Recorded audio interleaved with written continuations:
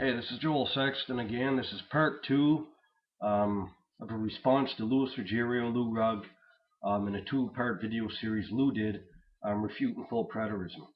Part one of this video series, we dealt pretty much with the gathering of Matthew chapter 24:31, and we demonstrated pretty easily that gathering was in fact in AD 70 by Lou's own hermeneutic. That gathering did happen in AD 70. Luke 21 through 24. Matthew 24, 15 through 21 are the same events. You put Luke 21, 20 through 24 in AD 70. You have to put the tribulation abomination in AD 70. The parallel passages, there's no getting around that. Lou argued that at the time of the tribulation, immediately after the tribulation, you have the gathering. If the tribulation is AD 70, per Lou's admission, Luke 21, 20 through 24, and the gathering happens right after the tribulation, the gathering and the coming of Christ, the second coming of Christ, happened in AD 70. And also you have Jesus saying, "Verily I say unto you, all these things will happen in this generation." So we're not going to deal with that now. We already dealt with that in part one. I would suggest you look at that video. We developed the theme of the gathering just a little bit. But one part I forgot to mention is that Matthew chapter 24:31, the gathering of the elect, that's the consummation of the gathering that was already taking place in the first century.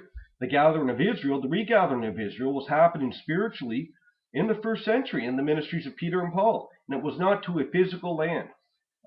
Hebrews chapter 11 says they looked for the promises afar off. Abraham, they looked for the promises afar off. And he looked for a heavenly country.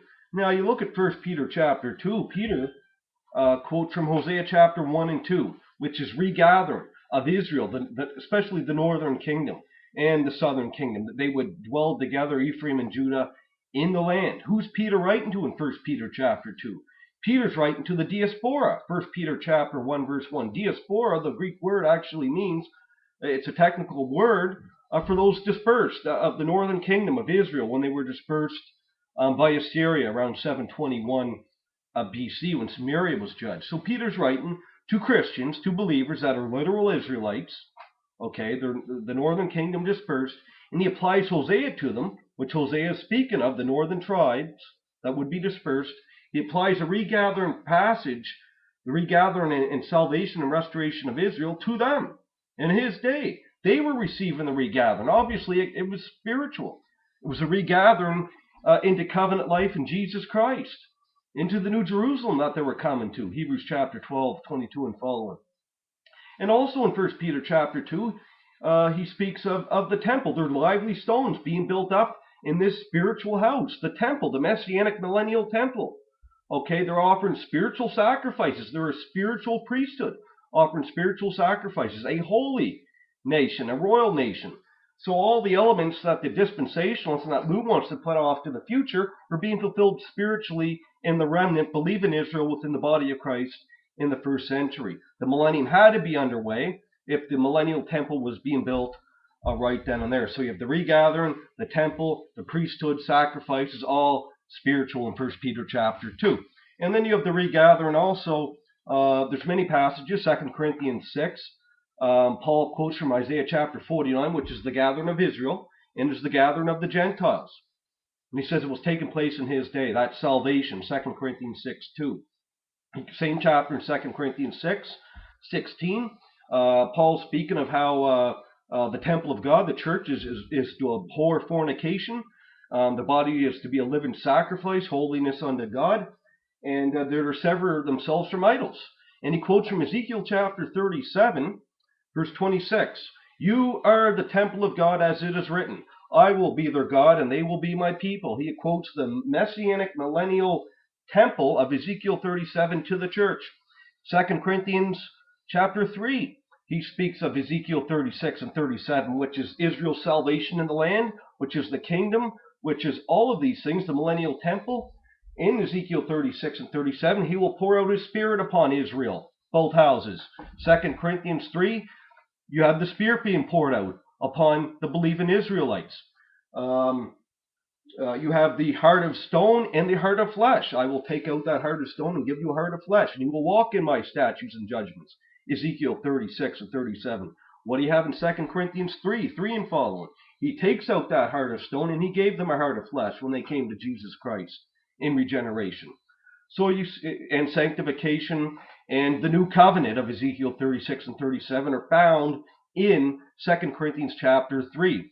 So Paul pretty much gets his ideas from Ezekiel 36 and 37 in 2 Corinthians 3 and 6.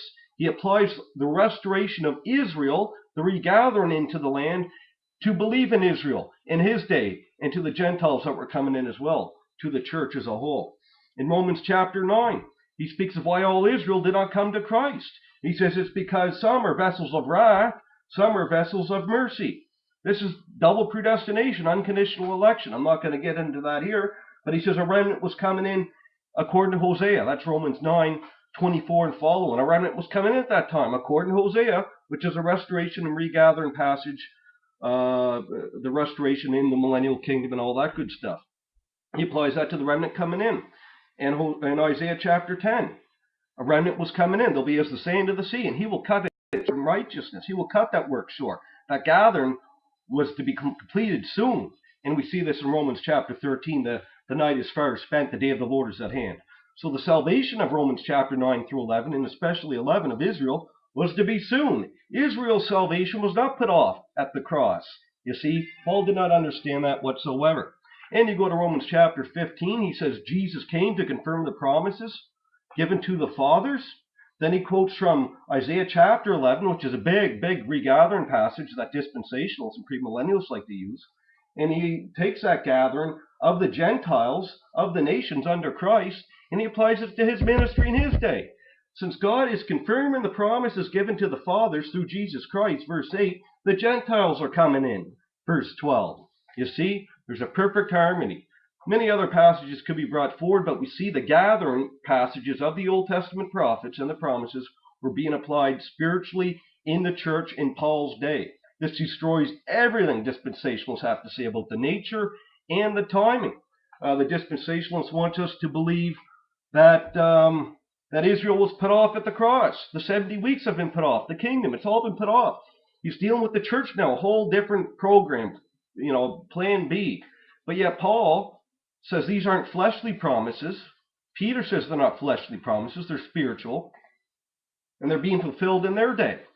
In spiritual Israel, believe in Israel within the church. And incidentally, Peter said in 1 Peter chapter 1, 10 through 12, he's speaking of the salvation, the coming of Christ, his incarnation, his cross, and the glories to follow, which is the kingdom, the second coming, all of that, resurrection. And he says the prophets of old did not understand the timing of these events and the manner. They didn't understand the nature. They didn't understand what they were prophesying. And Peter says there in 1 Peter chapter 1, salvation of our souls is ready to be revealed. 1 Peter 1, 5 and 10 through 12. So to say that the promises were put off, Peter had a very different idea, so did Paul. Now, some of the other arguments Lou had to say, I don't know if we're going to get into that, but that's just a little bit about the regathering that was coming in, or that was happening in the first century. Matthew 24:31 is the consummation of that gathering.